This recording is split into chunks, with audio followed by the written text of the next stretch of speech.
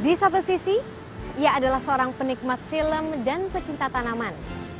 Tapi di sisi lain, publik mengenalnya sebagai si pemarah. Tapi, di balik setiap amarah, ada alasan yang kuat.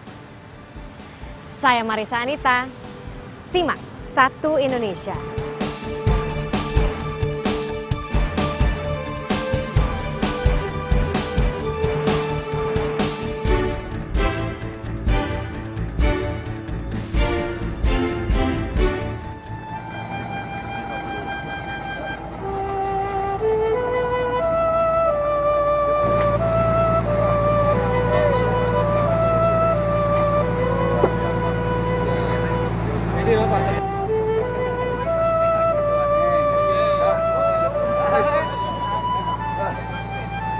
Banyak orang cuma melihat foto Ahok. Ahoknya seperti apa?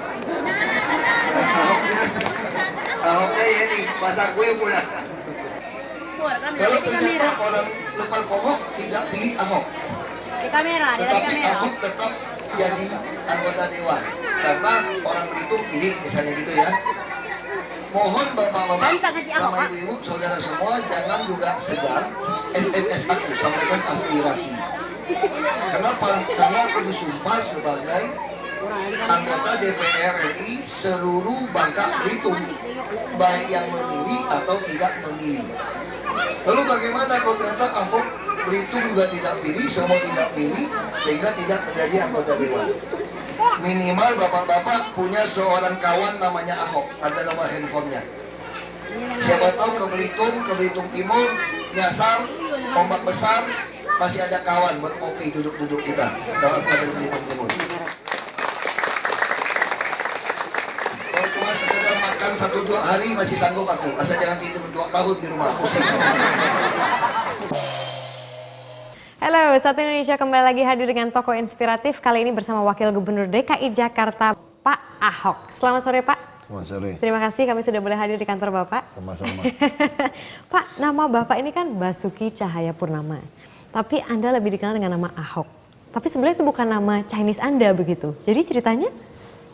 Iya, itu sebetulnya nama Chinese sebetulnya. Di kampung kan di Belitung itu kan mayoritas suku Hakka kan. Nah, suku Hakka kalau bilang Xie itu sekolah itu bilangnya Hok, belajar. Jadi bapak saya pengen kasih saya nama itu banyak-banyak belajar. Jadi marganya Chung, nama tengahnya Wan itu yang ceban noban lah, puluhan ribu gitu. Nah terus Xie itu sekolah belajar. Nama orang Kek baca Xie itu jadi Hok. Dan orang karena biasa tuh orang turunan Tionghoa kan kalau nama ketiga dipanggil pasti tambahin A. Jadi Ahok. Gitu. Jadi Ahok. Gitu Tadi sempat ceritanya. juga mengangkat mengenai ayah Anda. Ayah Anda ini adalah orang yang pernah mengatakan bahwa anak-anak semuanya boleh kuliah di luar Bangka Belitung, Jakarta, manapun itu. Tapi setelah selesai sekolah harus kembali. Ayah Anda itu orang yang seperti apa sih, Pak? Ya bapak saya itu orang yang percaya bahwa kalau mau rubah nasib itu semua di pendidikan.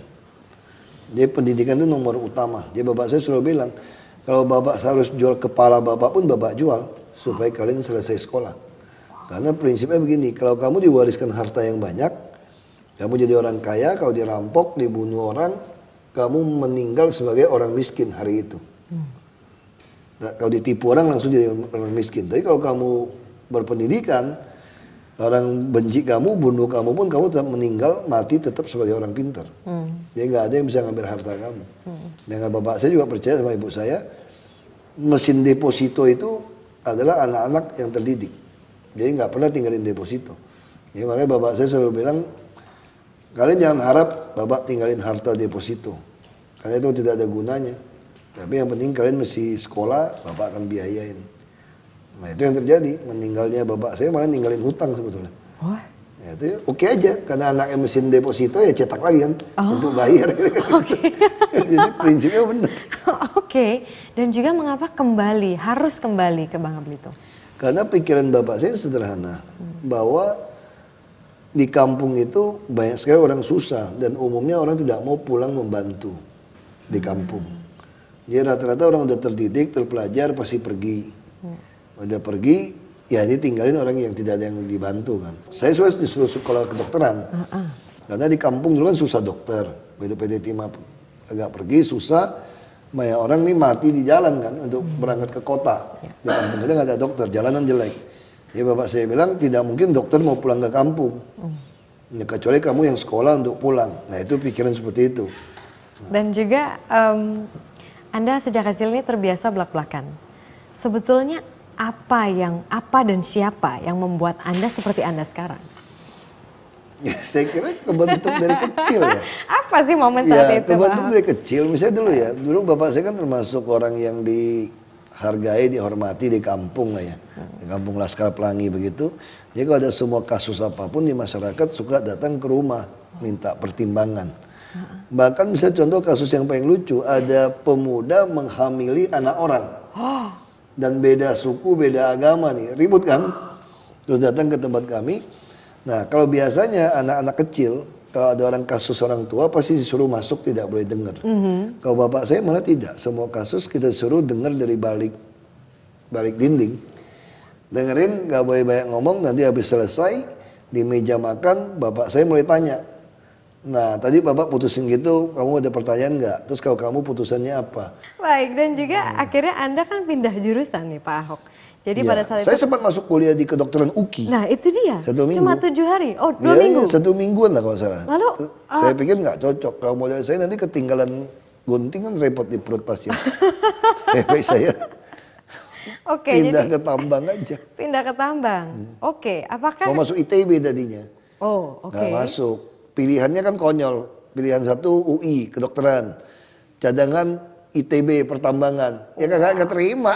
Kenapa nggak keterima? Ya, Bukannya bukan- pendidikan waktu itu nomor 1, Pak Ahok? Otak saya kan setengah-setengah. Pintar enggak, bodoh enggak. Oh, gitu. Jadi pas. Dan Anda juga suka petualangan. Pak Ahok ini kalau tidak salah dulu tuh hobinya motocross, betul Pak? Ya, tahu aja. Ceritakan sedikit dong Pak, bisa suka motocross dan pada saat itu Ya reaksi mungkin orang tua? pengaruh film Ali Topan Anak Jalanan gitu ya. Arjuna Mencari Cinta, zaman itu begitu kan. Naik trail, enduro, naik hardtop gitu kan. Dan juga yang khas dengan Pak Ahok ini, seperti tadi Anda juga katakan, kayaknya di media saya selalu marah-marah terus gitu. Nah, tapi marah-marah Anda ini yang membuat Anda begitu populer Pak. Apakah Anda tahu di kalangan anak muda yang tidak suka dengan politik, gaya marah-marah Anda ini cukup populer dan ada sebagian dari mereka bahkan mengatakan, kenapa sih Pak Ahok ini harus marah-marah mulu? Nggak takut ya nanti nggak disukain sama masyarakat?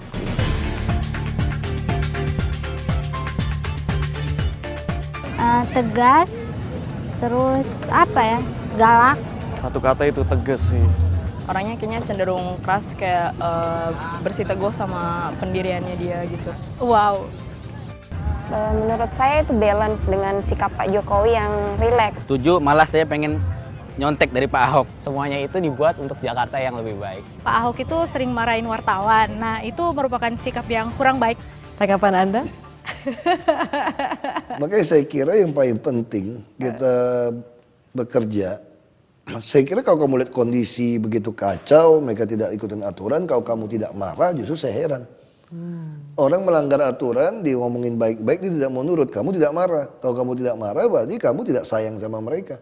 Sama kalau kamu punya anak kan. Kalau anak orang mandi air hujan, kamu nggak marah kan. Tapi kalau anakmu sendiri mandi air hujan, kamu bisa teriak-teriak marahin dia. Itu apa kamu mau yang bunuh itu anak? Bukan. Karena kamu sayang. Jadi yang kita marah itu karena kelakuannya mereka. Kan kurang ajar kan. Udah dudukin waduk, dudukin tanah negara, minta uang kerohiman. Kagak mau pindah, laporin ke Komnas. Gila nih saya bilang. Kalau nggak marah juga bukan orang. Ya kan? Marah juga kalau mau ngomong lebih membenarkan diri, Tuhan juga bisa marah kok. Kan kira-kira gitu kan, ada istilah Tuhan marah kan. Jadi kenapa marah tidak boleh gitu. Ya kan? Tapi ada juga sebagian anak muda Jakarta yang ternyata menyukai gaya Anda. Jadi mereka mengatakan gaya Anda ini asik, sampai-sampai Pak Ahok. Tahukah Anda, kalau gaya marah-marah Anda itu diikuti oleh salah satu radio personality di Jakarta. Anda tahu itu? Saya berjanji akan memenuhi kewajiban saya sebagai wakil gubernur daerah khusus ibu kota Jakarta. Oktober 2012, Basuki Cahayapurnama alias Ahok resmi mendampingi Joko Widodo memimpin Jakarta. Sebulan setelahnya, Ahok menggebrak lewat sebuah video yang diunggah ke situs YouTube. Video berisi pertemuan Ahok dengan Dinas Pekerjaan Umum DKI Jakarta tersebut segera menyedot perhatian pengguna internet. Lebih dari 1 juta orang menonton video berisi ketegasan sikap Ahok dalam rapat dengan Dinas PU tersebut. Kalau kamu mainkan spek dengan menaikkan tingkat keselamatan konsultan, naikkan itu bukan dari nilai satuan rupiahnya. Saya akan bandingkan dengan konsultan lain. Berarti konsultan yang membuat itu kita coret dari seluruh jajaran di DKI. Sejak saat itu, Ahok dikenal sebagai si tukang marah-marah. Meski tukang marah, tak sedikit orang yang menyukai gaya kepemimpinan pria kelahiran Belitung ini.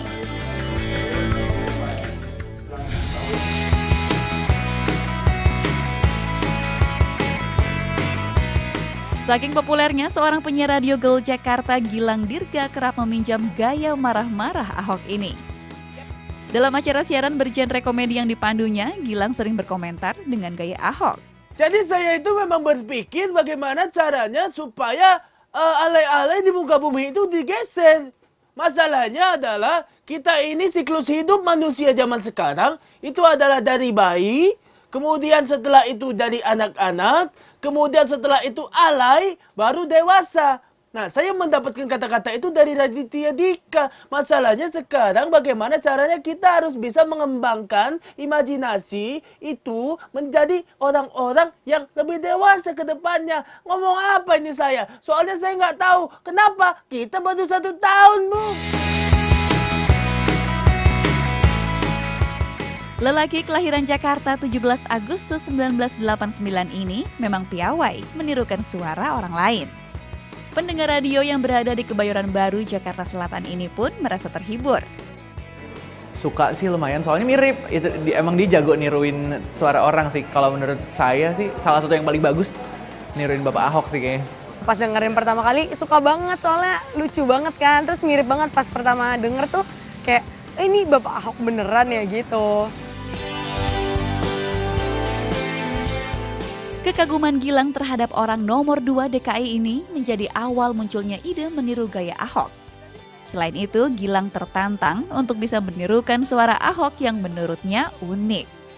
Itu loh, biasanya yang saya impersonate itu adalah orang-orang ya yang sudah dikenal juga, public figure, nah termasuk salah satunya Pak Ahok. Jadi idenya adalah ketika Pak Ahok ini muncul dengan sesuatu yang unik, yang berbeda dari sebelumnya.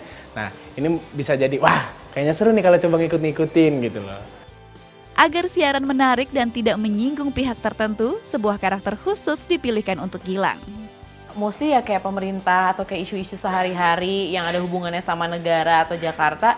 Biasanya tiba-tiba si karakter Ahok ini nongol gitu. Kalau kita sih kita sih biasanya nyebutnya Pak Ahoy. Ketulusan Ahok dalam memimpin Jakarta sangat diyakini Gilang. Dia yakin Ahok akan menjadikan Jakarta lebih baik.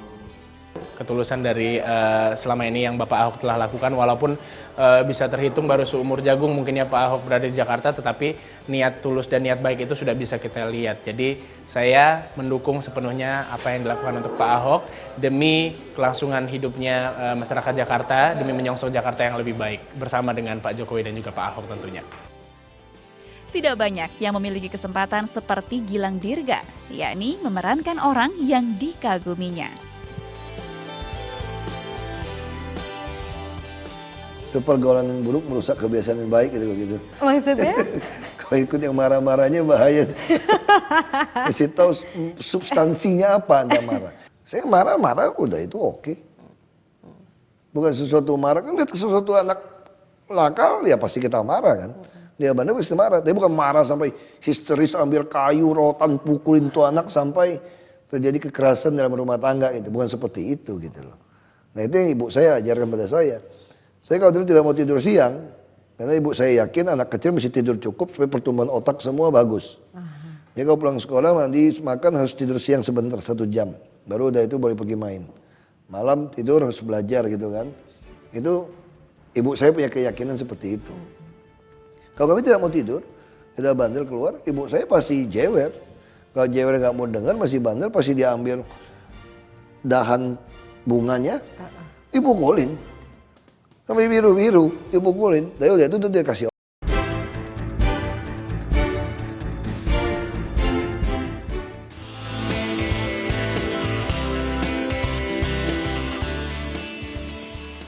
Sebagian besar waktu Basuki Cahayapurnama dihabiskan di ruangan ini.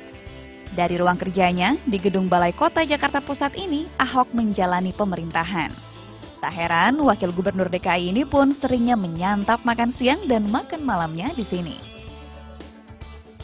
Indah Pujiati merupakan pengatur menu makan Ahok sehari-hari. Dia merupakan petugas cleaning service di sini.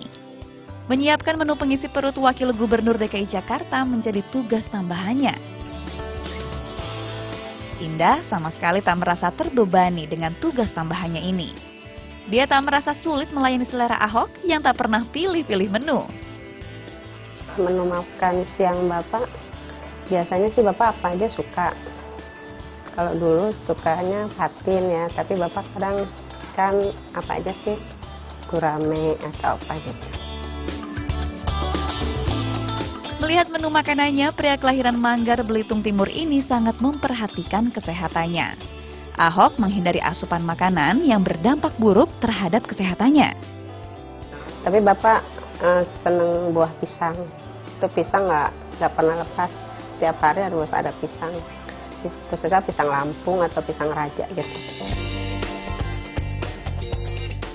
Selain Indah, ada sejumlah staf pribadi dan pegawai balai kota yang membantu Ahok menjalankan tugasnya sehari-hari. Para pegawai mengurusi ketatausahaan dan administrasi, sedangkan staf pribadi disibukkan oleh tugas-tugas yang berhubungan langsung dengan kerja wakil gubernur.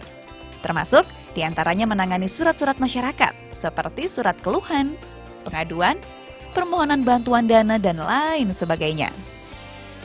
Ada surat dari masyarakat yang menyampaikan terkait dengan apa tadi sebutan Pak Ahok. Kalau misalkan Pak Ahok tuh tegas, pernah aku terima surat itu, kalau bisa Pak Ahok jangan terlalu stres, jangan terlalu tegas seperti itu. Paling ya kita bacanya sambil senyum aja, seperti itu sih.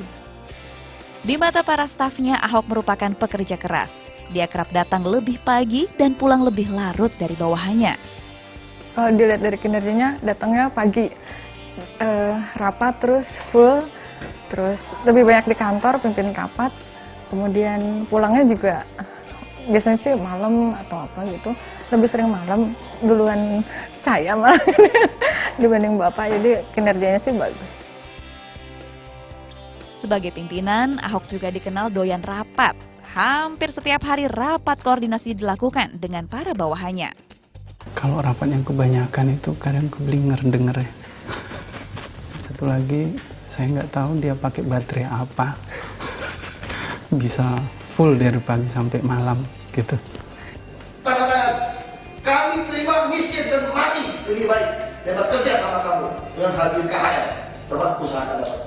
Anehnya, meski dikenal tukang marah-marah, bawahan Ahok di kantor tak merasa terintimidasi dengan sikap Ahok ini. Kalau kata orang galak, kalau menurut pandangan kami bukan galak sih, tegas gitu. Terus asik kok Bapak kalau buat ke sama staf-stafnya, ibaratnya kadang suka nggak yang terlalu ngebosi banget gitu loh. Masih ini ke kita ke staf-stafnya masih ibaratnya ya itulah, lebih dari staf kan seperti itu. Sosok Ahok di mata bawahannya ternyata jauh berbeda dari apa yang diketahui publik. Layaknya kata pepatah, don't judge the book by its cover. Nah, bagi sebagian orang, kayaknya suara Pak Ahok pada saat jadi anggota DPR ini kurang terdengar gitu. Tanggapan Anda? Ya karena nggak ada yang mau liput ya. Sebenarnya kalau lihat website saya di ahok.org itu lengkap sekali kok. Saya juga instruksi di paripurna supaya periksa semua anggota DPR yang biaya hidup, pajaknya, sama hartanya sesuai atau tidak. Saya angkat tangan di paripurna. Nah, saya juga berani bilangin Mendagri soal IKTP, soal KPU, soal saya juga menuntut supaya ada revisi undang-undang pemilu pilkada, siapapun yang mau nyalon harus bisa membuktikan hartanya dari mana. Kalau Anda tidak bisa membuktikan harta Anda dari mana, ya jangan ikut. Itulah rekonsiliasi. Nah, tapi kan sayang kan, kita bicara taruh di website, tidak ada media yang mau menulis. Karena itu saya putuskan, saya tidak mau pulang ke Babel jadi gubernur. Harus di Jakarta. Supaya pemikiran-pemikiran saya bisa diliput. Karena Jakarta diliput banyak media. Dan juga kalau misalnya bicara antara Babel dan juga Jakarta gitu, lebih mudah mengurus yang mana dan lebih kenapa? ngurus Jakarta lebih gampang. Masa sih Pak? Kenapa? Karena Jakarta ini semua kajian tentang masalah, tentang solusi semua selesai. Kalau kita ketemu 10 orang di Jakarta, 8 orang di atas kita pendidikannya. Nggak profesor doktor, belakangnya PhD tulisannya. Kalau di Babel, kalau kita ketemu 10 orang, 8 orang di bawah saya tingkat pendidikannya. Lebih kurang. Kan beda. Terus kajian di daerah tidak lengkap. Di Jakarta semua lengkap. Di Jakarta kita hampir tidak perlu latihan otak. Maksudnya? Nggak perlu banyak belajar, ketemu orang pintar semua kok. Di sini cuma perlu latihan otot saja. Supaya otot jantungnya kuat, otot sarafnya kuat gitu kan. Karena semua keputusan kamu itu menyenggol, mengambil keuntungan dari oknum larat sampai oknum konglomerat. Maksudnya? Bayangin, kamu di Jakarta, maju, mundur. 3 jam juga 100.000. Semua lahan duit di sini. Orang mau ke toilet mesti bayar. Kan kira-kira begitu kan. Jadi semua orang nyewain petak bayar. Dari yang melarat sampai konglomerat punya masalah. Tapi baru kita bahas. Mall ada yang ngambil rem jalannya setengah jalan orang lain. Karena dia mau beli nggak jadi jual. Itu jadi persoalan. Minta bikin jalan dia nggak mau. Nah, Anda berani nggak ambil tindakan? Dan semua tindakan Anda sama seperti Tanah Abang, Waduk Pluit. Jalanan didudukin. Semua saluran-saluran air untuk mengatasi macet didudukin jadi warung-warung. Anda mau bongkar atau tidak? Dan mereka udah 10 tahun, 20 tahun. Nah kalau Anda bongkar, mereka bilang, salah saya di mana Pak? Saya kan cuma jualan di jalan. Gawat kan? Atau kita suruh dia pergi dari Waduk Pluit, Bapak nggak usah ngatur kami tinggal di rumah susun. Ganti 3 juta per meter tanahnya. Emang tanah kamu? Tanah negara, kita bisa ribut. Makanya di sini cuma butuh, itu tadi otot nyali, otot jantung, otot saraf, yang kena stroke. Jangan sampai Ya, Pak. kalau belajar tinggal belajar sama orang saja. Itu beda di Jakarta di situ. Nah, kalau misalnya sekarang kan posisi Bapak sudah menjadi Wagub DKI Jakarta. Ya. Gajinya memang betul Pak, 7 juta rupiah untuk seorang Wagub. Gaji memang 7 juta rupiah, tapi kita bisa dapat 10 kali dari gaji tiap bulan, tapi bayar 3 bulan dari kalau tercapai pemungutan pajak. Nah itu kira-kira potong pajak ya 59 jutaan. Oh, oke. Nah, ada itu. Terus kita juga nanti kita bicara di mana ada honornya. Terus kita jadi pegang komisi AIDS ada honornya. Ya kita masih ada honor gitu kan. Makanya saya masukkan. Ya setahun kalau dihitung-hitung 1 miliar lebih lah. Dulu kan tahun lalu masih bisa ada dari lagi honor dari BKD. Sekarang dicabut. Makanya itu dicabut penghasilannya lebih turun. Kita juga bisa set lagi untuk kebutuhan rumah tangga segala macam 50 juta itu putusan-putusan kita buat. Jadi ya kira-kira 100 juta.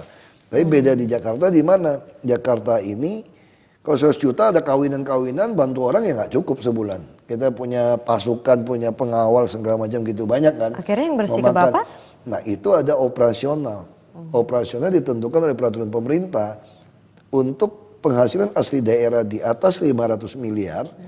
Dia hanya boleh ambil 0,15%. Tapi untuk penghasilan di bawah 500 miliar seperti di Belitung dulu boleh ngambil 1%. Karena Jakarta penghasilannya besar, kan hampir 30 triliun, 26 sekian triliun. Itu kali 0,1% saja sudah 26 miliar. Kami tidak berani kali 0,15 karena mau pakai kemana juga duitnya. Walaupun kadang-kadang nggak cukup juga kalau banyak bantuan anak sekolah. Nah sekarang waktu perubahan, bagian keuangan bilang, Pak, PAD kita tuh bisa mencapai 30 triliun ini Pak. Kalau 30 triliun kali 0,1, Bapak ngambil 26 kan masih kurang 4 triliun. Masih kurang 4 miliar kalau dikalikan 0,1. Itu pun kami putuskan ya sudah, nggak usah ditambah lagi uang operasionalnya. Karena udah cukup. Karena kita kan bayarin ijazah-ijazah. Nah, tadi dilaporin dari sekretaris saya, Pak, bulan ini udah habis duitnya Pak. Uang operasional Pak. Karena kita bantu ada yang sekolah macam-macam. Ya sudah, pakai uang saya dulu, saya bilang, nanti baru diganti. Atau pakai yang ada di Biro KDH. Nanti begitu turun Januari baru kita ganti. Berarti kan, sebetulnya yang Bapak terima. jadi kita ada uang operasional. Uang operasional kita jadi besar. Kita taruh 900 juta di KDH untuk beli makanan, kirim bunga, macam-macam lah keperluan yang bisa kita pakai. Kita pengen beli sesuatu kayak makannya semua, kita pakai uang operasional saja. Oke, berarti dengan uang yang tadi Bapak jabarkan sebetulnya memang sudah. Jadi kalau gaji kita untuk sekedar profesional ya dibandingkan orang gaji 30 juta, 50 juta kita oke lah. Dikasih mobil Land Cruiser harga 2 miliar. Ya kan, servis ditanggung. Berarti udah pantas lah ya gaji segitu. Maksudnya gaji sudah tidak pantas. Jadi saya lebih suka begini. Kenapa tidak diresmikan saja uang operasional 0,15%? Sehingga Anda bisa pakai buat anakmu kuliah, buat anakmu Anda bisa simpan deposito.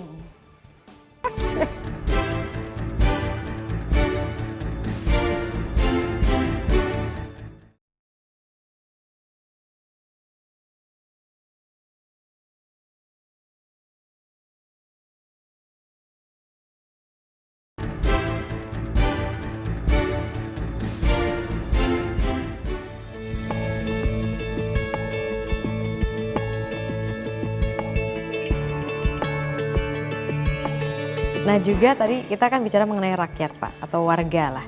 Nah ketika 100 hari berlangsung, Anda sebagai Wagub mengatakan, ya nggak bisa lah 100 hari, terus saya sudah diminta untuk menyelesaikan masalah kemacetan. Nah sekarang kan sudah 1 tahun nih berlalu Pak, kita sudah lihat ada langkah-langkah Bapak, Pemprov DKI lah gitu, mensterilisasi Transjakarta dan sebagainya. Kira-kira Pak, kita ingin melihat ke depan, blueprint Pemprov DKI Jakarta untuk memperbaiki situasi kemacetan di Jakarta ini seperti apa sih Pak? Iya, jadi kalau bicara blueprint semua kota besar, semua transportasi massal itu harus berbasis rel. Rel? Itu pasti, pasti rel yang harus kita pakai. Nah tinggal sekarang kita membuat kegunaan ruang bawah tanah, kita yakin Jakarta berapa juta penduduknya? 20 juta, 30 juta, atau 40 juta. Kalau Anda bicara 30 juta, maka rel yang harus kita buat itu bukan cuma utara selatan, tapi utara selatan 1, 2, 3, 4 sampai 5. Terus yang timur barat juga 1, 2, 3, 4, 5. Terus ada loop line lagi. Ini harus kita bangun. Kalau tidak, kamu tidak mungkin bisa mengangkut orang begitu banyak. Dan tidak bisa mengandalkan jalan. Karena rasio kapasitas volume per kapasitas dari jalan pasti terbatas. Nah, sekarang gimana caranya mendorong orang dari pribadi ke massal tadi? Nah sekarang kita mesti ambil tindakannya apa? Ya kita harus berani ambil keputusan. Karena sebagai orang politik, kami kan hanya 5 tahun di sini. Sekarang ada bus sebelum MRT, Mass Rapid Transit ini berbasis rel ini, Anda harus membangun yang bis rapid transit. Nah bis rapid transit sudah didesain ada 15 koridor. Sudah selesai 12. Tapi ada 3 koridor yang layang dari Ciledug misalnya Blok M. Nah, terus pertemuan kereta api. Kereta api bisa bantu kita loop line. Dia bisa tiap 1 menit supaya dia bisa ngangkut 1 juta lebih orang per hari. Masalahnya, kalau tiap menit kereta api lewat, pertemuan sebidang dengan jalan, macet nggak? Macet habis. Jadi harusnya gimana? Harus membangun layang dan terowongan supaya bisa mencegah ini. Anda juga mau bangun monorail, mau bangun juga yang MRT ini. Ini semua pasti macet. Nah, artinya apa?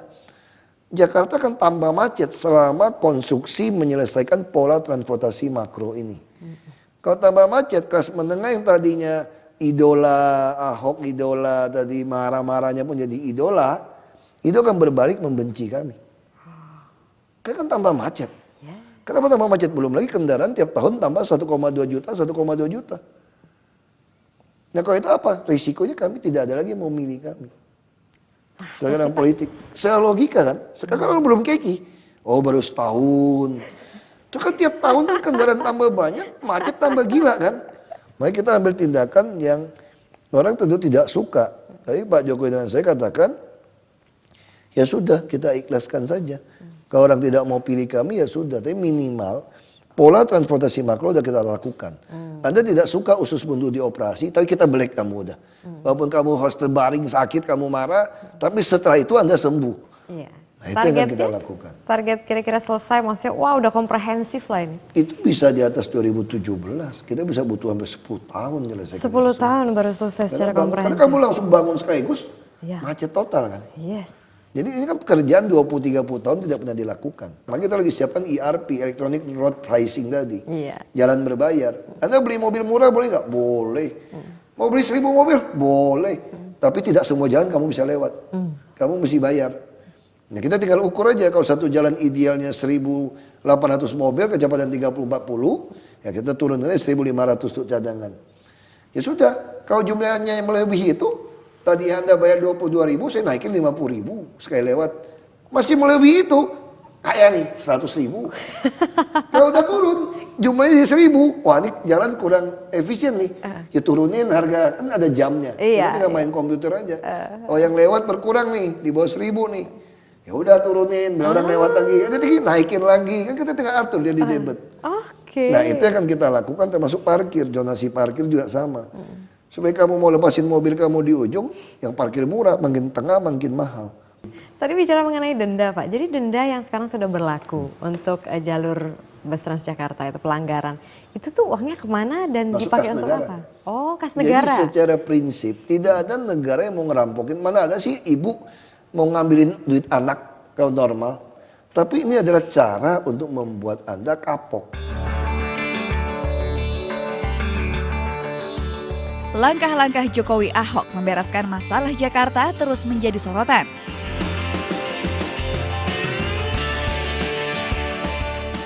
Salah satu langkah yang populer terkait kemacetan adalah denda maksimal bagi penerobos jalur bus Transjakarta.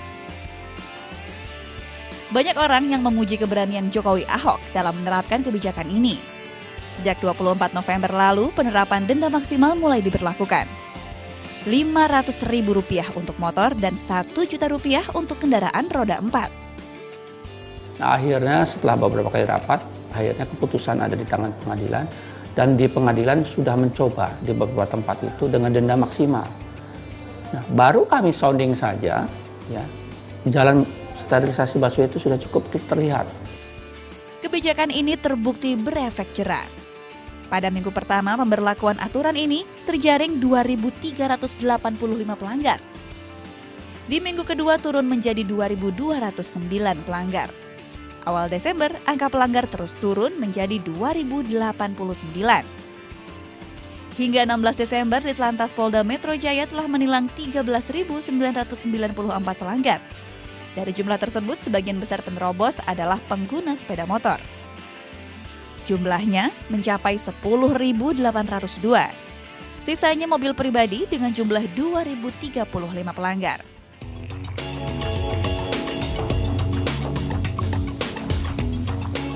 Hingga 16 Desember, baru 5.000 pelanggar yang selesai menjalani sidang. Sisanya hampir 9.000 pelanggar masih menunggu jadwal sidang. Dari hasil sidang kasus tilang terhadap 5.000 pelanggar tersebut terhimpun uang denda Rp1.250.000.000. Semua uang itu dialirkan ke kas negara. Ya kita harapkan mudah-mudahan ke depan itu masuk ke kas negara tapi pemerintah daerah. Jadi bisa digunakan untuk upaya-upaya yang ada di wilayah masing-masing seperti di DKI ini. Misalnya pelanggaran busway ini kan banyak sekali nih. Ya mudah-mudahan ke depan ini akan lebih tertib. Karena mulai lebih pintar, lebih tertib, lebih tahu tentang tertib lalu lintas, dia punya rasa malu, maka orang-orang itu yang lewat jalur busway akan berkurang.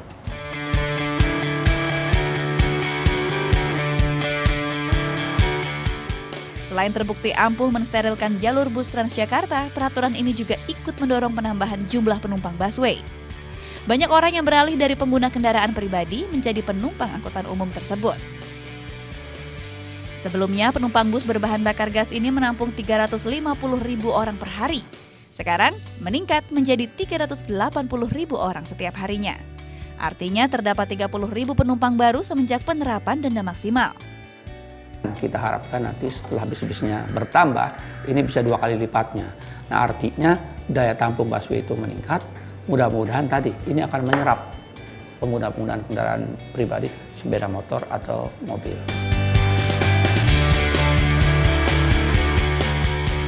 Pemprov DKI Jakarta berencana menambah 310 armada bus Transjakarta pada tahun 2014. Sterilisasi jalur bus Transjakarta dan penambahan armadanya diharapkan dapat mengurai kemacetan Jakarta.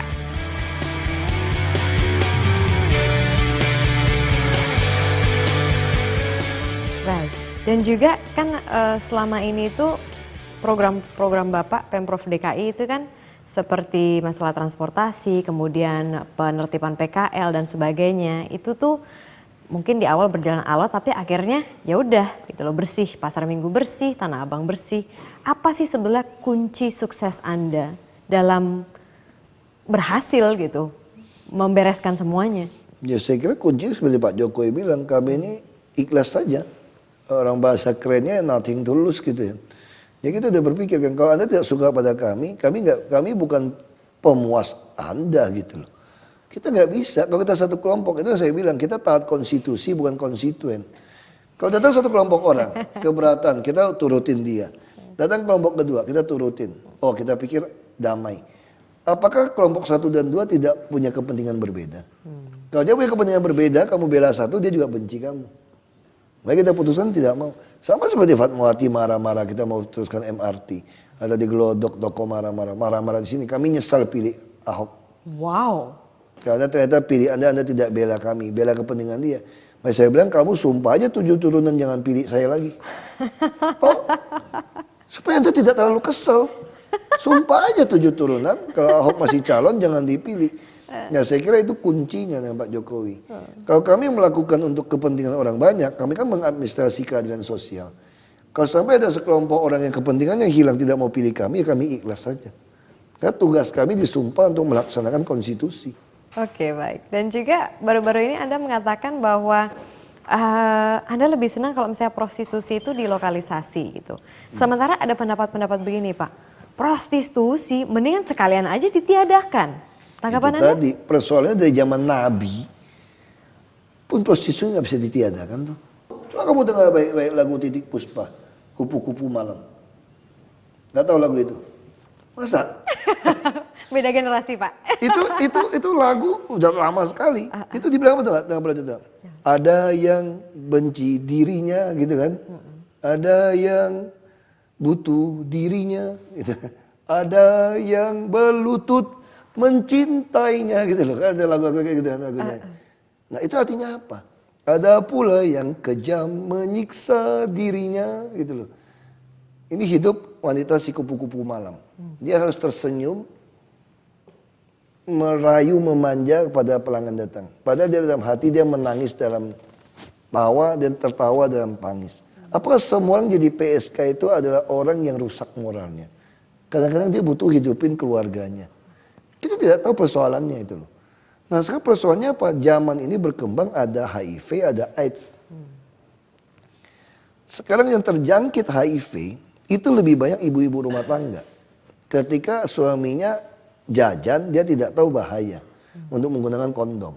Lalu ada kelompok orang atas nama agama, seolah-olah kalau pakai kondom itu seolah memberikan free sex. Siapa bilang? Lalu kenapa bilang lokalisasi? Kalau Anda hilangkan lokalisasi, Anda tidak tahu siapa yang menjual dan membeli. Kalau ada lokalisasi, Anda bisa cek terus kondisi mereka. Sekarang tersebar kemana-mana. Itu masalah di situ. Tapi kita kan sangat bermoral bangsa ini gitu loh. Kalau namanya lokalisasi seolah-olah membenarkan ada pelacuran. Korupsi nomor 1, moral di mana gitu loh.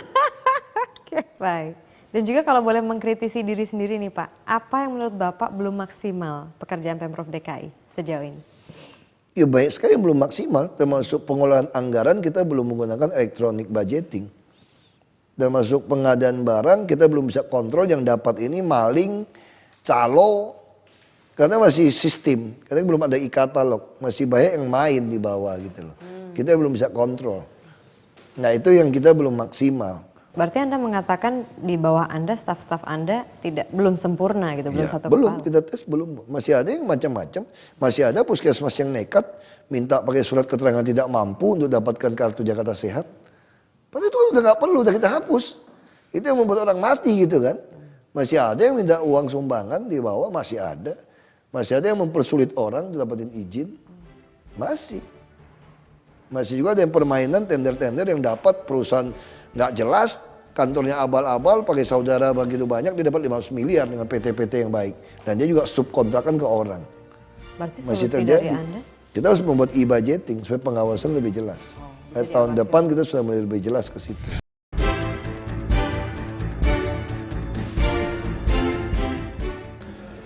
Halo Bang Ahok, saya mau tanya nih, kebijaksanaan Bang Ahok kan sejauh ini banyak yang menggoyang berbagai pihak. Nah, pernah nggak khawatir sama keselamatan dirinya sendiri atau keluarganya? Ya saya pikir mati hidup di tangan Tuhan ya. Kalau kamu takut mati juga, kalau belum ajal juga nggak mati juga. Ya kan, terus kalau kamu ditakdirkan mati, kamu khawatir, emang bisa nambah semuanya tidak mati. Kalau memang ditakdirkan harus mati muda, ya kayak Bruce Lee, mati muda 33 tahun, sampai sekarang tetap mukanya cakep-cakep aja. Nggak pernah lihat 73-nya kan. Sama kayak Marilyn Monroe kan. Anda lihat fotonya terus Marilyn Monroe gitu loh. Kayak John F. Kennedy. Anda nggak pernah, jadi mati muda juga ada untungnya. Ya kan, ada untungnya juga kan. Orang nggak pernah kenal kamu. Yang lagi jeleknya seperti apa. Makanya saya selalu bilang sama istri saya, kalau saya mati, kuburnya di Belitung, terus kamu tulis di situ. Mati adalah keuntungannya. Kata-kata seperti itu. Mungkin banyak orang datang ke kuburan lihatin seperti apa kan. Jadi dia baca gitu. Baik, ada pertanyaan berikut dari Twitter dari Cut Utia. Dia tanya, bisa nggak Pak Ahok batasi pembelian mobil? Karena macet terjadi karena banyaknya kendaraan pribadi daripada transportasi umum. Itu yang nggak bisa. Orang Nggak keluar bisa, mobil murah aja kita nggak bisa. Kan putusan pusat. Anda dituntut orang batasi mobil. Kita cuma bisa naikin pajak supaya mahal. Progresif. Oh, kemudian berikutnya dari @raditya Dion. Tempat wisata favorit Pak Ahok dan keluarga serta kegiatan yang dilakukan ketika sedang bersama keluarga itu apa Pak? Nonton. Apa sih yang menjadi film favorit Pak Ahok? Ya macam-macam film sih ya. Yang paling menempel lah gitu. Ya paling menempel kemarin film Adriana. Oh, kenapa? Itu film luar biasa gitu loh. Menggambarkan kondisi Bung Karno dan Bung Hatta. Semua orang tahu Masjid Istiqlal yang merancang, mendesain itu adalah si Laban, orang Kristen. Kalau zaman ini, kalau yang menang sayembara orang non-Muslim, saya kira dicoret tuh, dibatalin. Walaupun desainnya lebih bagus. Kelompok-kelompok yang ekstrim ini tidak akan terima. Oh gitu. Masjid kok didesain dari orang non-Muslim, pasti soal keagamannya akan muncul gitu loh. Nah yang lebih hebat lagi, kan dia desain Monas kan. Waktu duit bukan pemerintah nggak cukup uangnya. Antara bangun Masjid Istiqlal sebagai lambang masjid sama Monas, mana yang didahulukan? Bung Karno putuskan bangun Monas. Istiqlal kemudian. Ini menarik. Film itu bagi saya, karena baru ya, banyak film-film yang berkesan tentu. Tapi itu film itu menggambarkan gimana sejarah, gimana seorang Bung Karno, Bung Hatta, terus anak-anak ya. Ini menarik lah, dikombinasi sejarah. Mas saya bilang kalau kesan film itu bagus. Kalau film-film action kan habis itu ya selesai saja. Kita lupa lah kayak Die Hard apa kita suka, habis itu kita lupa gitu. Dadar gitu kan. Tapi ada film yang bikin penasaran kan seperti Hunger Games gitu kan. Anak cewek saya suka. Tapi dia baca bukunya. Ada 3. Wah saya bilang ini film apaan? Udah nonton 2 set filmnya habisnya nggak jelas gitu loh. Ya, saya lebih suka filmnya yang penjahatnya mati, menggenaskan, dihajar habis gitu loh. Dan juga di sini ada pertanyaan dari Clement Noya. Halo, saya Clement. Pertanyaan saya untuk Pak Ahok, kenapa penggalian di jalanan, galian kabel, galian pekerjaan di pinggir jalan itu semuanya yang saya rasakan tuh berbarengan semua, jadi efeknya macet semua bareng. Pertanyaannya itu aja sih. Terima kasih. Memang karena masalah anggaran turunnya selalu di akhir tahun, udah hujan, dan masing-masing instansi tidak pernah mau kerjasama. Kayak Gatot Subroto, itu trotoar bisa punya PU pusat. Ada trotoar punya PU, ada trotoar punya taman. Belum lagi gali kabel listrik, PLN lagi, apa fiber optik, Telkom, list, macam-macam. Ini semua bisa baru tutup gali lagi. Kayak tadi baru saya rapat, baru orang selesai membuat Gatot Subroto itu ada trotoar yang baik. Nah yang rapat tadi dia mau bilang pelebaran jalan dia tanggung. Dia nanggung walaupun akan diperbaiki, tapi kan berarti kan sudah bukan soal uangnya rugi. Anda kan membuat macet 2 kali. Kenapa sih waktu mau dikerjain tidak mau bilang gitu dikerjain bareng gitu loh. Nah itulah kita. Nggak ada koordinasi kita sebetulnya. Oke. Dan rajanya nggak jelas. Di DKI ada jalan provinsi, jalan nasional, ini haknya ini. Kita nggak pernah berkuasa. Nah lalu? Ya itu tadi, kalau mau berkuasa jadi presiden. Ya kan, Indonesia presiden paling berkuasa. Jenderal mau naik bintang 2 izin presiden. Polisi semua di bawah presiden. Jaksa di bawah presiden. Mendagri di bawah presiden. Semua APBD bupati, wali kota, gubernur, itu kalau Mendagri tidak mau mengesahkan, bisa coret-coret, bisa perbaiki, bisa. Jadi presiden kita itu betul-betul presidensial yang luar biasa, bisa kontrol semua. Bicara mengenai presiden nih Pak, misalnya nih Pak, misalnya Pak Jokowi nanti, ini kan dia udah digadang-gadang namanya luar biasa lah, jadi presiden. Kemudian ada pertanyaannya, Andre Huta Huruk 1, kalau nanti gantikan Pak Jokowi jadi gubernur, apa karakter Pak Ahok masih keras atau berubah lembut seperti Pak Jokowi? Iya, kalau udah tergantung situasi ya. Kalau orang Jakarta yang semua udah tidak ada yang ngeyel-ngeyel, ngapain marah-marah? Kalau masih ada yang dudukin jalan ya sama, aku semprot. Nah, ini kan gaya Bapak selama ini yang belak-belakan betul begitu, membuat Anda menjadi tokoh yang sangat populer. Ini bahkan partai Anda yang mengusung Anda saat ini, Gerindra ini, sudah mulai gerah begitu Pak? Enggak, itu mah gosip aja. Masa sih Pak? Aku udah ketemu kok mereka semua kok. Oh ya? Itu mah dimainin aja, ada yang sengaja aja mau ngetes. Mereka mau ngetes, Ahok kalau udah ribut sama partainya berani nggak? Kadang berani aja Ahok kan. Nah iya, sampai... Baik-baik aja aku sama Gerindra. Nah, gue salah satu ketua DPP, dikasih bebas kok. Gerindra itulah partai yang saya hargai, kenapa? Karena dia juga memberikan saya kesempatan tanpa bayar untuk nyalon di DKI. Yang dulu saya selalu berpikir mana mungkin kalau kita jujur bisa maju nyalon. Kalau partai tidak ada uang maharnya. Jadi gosip mengenai ini Pak, aduh Pak Ahok jangan terlalu keras lah masalah PKL, masalah sterilisasi Transjakarta. Itu kan oknum-oknumnya aja. Gitu Pak? Itu oknum yang pengen dapat muka aja depan konstituennya. Padahal saya udah bilang, kita taat konstitusi, bukan taat konstituen. Kalau konstituen nggak mau pilih, 7 turunan nggak usah pilih. Tapi kan nggak semua orang politik seperti itu kan. Dia berpikir ya nipu sekali, yang penting duduk jadi anggota dewan, dia pikir gitu. Nah kadang-kadang orang-orang itu yang macam-macam. Baik, nah kita ngobrol soal pemilu 2014 nih Pak. Udah santer, Jokowi for President 2014. Anda dekat dengan Pak Jokowi. Menurut penilaian Anda, apakah Pak Jokowi ini layak memimpin Indonesia? Ya, kalau saya sih, menurut saya sih layak aja ya. Justru saya bilang Bung Karno bisa menyelesaikan DKI. Soalnya DKI ini yang bangun Bung Karno loh.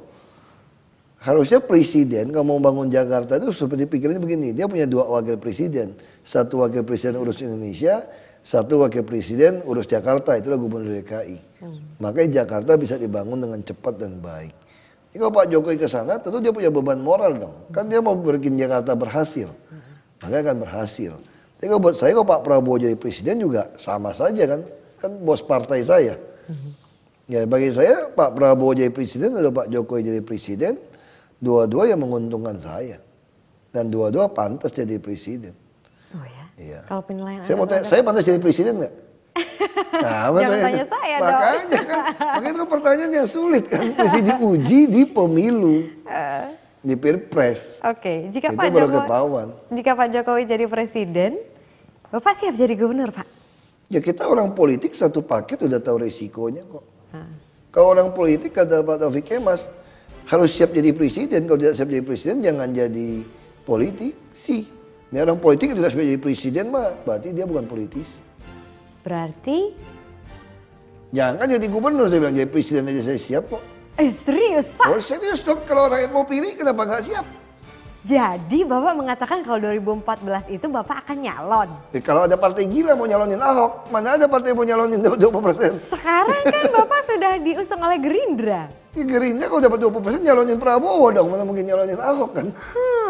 Itu berarti masalah di situ kan. Bapak tahu gerakan mengenai Ahok for President 2014? Nggak tahu saya. Ya, masa sih Pak? Masih teman saya si Sakti. Oke, baik. Terima kasih banyak Pak Ahok atas waktunya.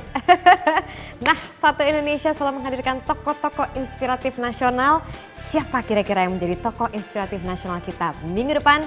Saksikan terus Satu Indonesia setiap hari Minggu pukul 11 malam. Saya Marisa Anita undur diri, sampai jumpa minggu depan. Saya hapus